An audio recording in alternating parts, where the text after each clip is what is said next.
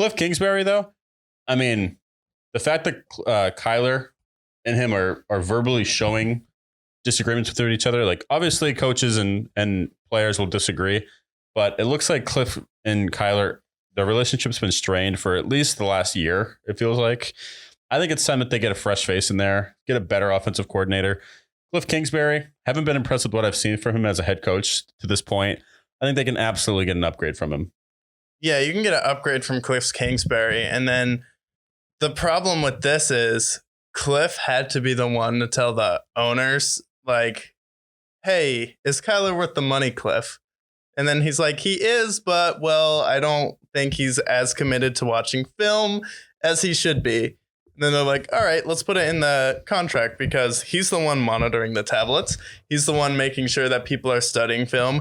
He knows everything. So it's like when Kliff Kingsbury is the one on the sideline getting chewed out by Kyler, and obviously there's been some tension all year, it's like he has to be the one that feels responsible for the contract of basically saying like, yeah, we'll pay you this money if you study film for a certain amount of time each week. Well, the owners, he's in a lose-lose situation because if he goes to the owners and tells them no, and then they find out about it and they're like, hey, why didn't you tell us this before we paid him a ton of money?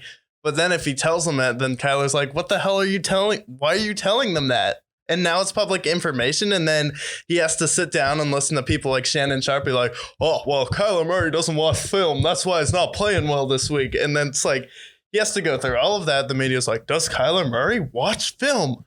Yeah, that's a thing that has a trickling, because players constantly under the microscope. Yeah. Right. And someone like Kliff with Kyler Murray, who still has a lot to prove in the NFL. He's proven that he's a franchise quarterback, I think, but he still hasn't had that big playoff run. He still hasn't won a Super Bowl for a team that's desperately seeking their first Super Bowl. Anything that they can to criticize him, especially with how they dropped off last year. I mean, you get this thing about not watching film. Yeah. I mean, that as a player, I mean, think about if you're in Kyler's situation. Right. Like, exactly. And then for me, my biggest game when I think of Kyler is a loss. Like the best game that Kyler Murray has played and has been in has to be the game where he went head to head with Josh Allen. And then D-Hop caught that ridiculous touchdown over 3 guys, but you still lost that game. So it's like your most iconic game, your coming out party, you lost. Your first chance in the playoffs, you wet the bed. You look like you didn't know what you were doing at all. And I feel like part of that's Kliff Kingsbury, but part of that is also Kyler Murray. So I think this is kind of, we're seeing they both have weaknesses, and that's okay. But to a certain point, it just doesn't seem like a good match anymore.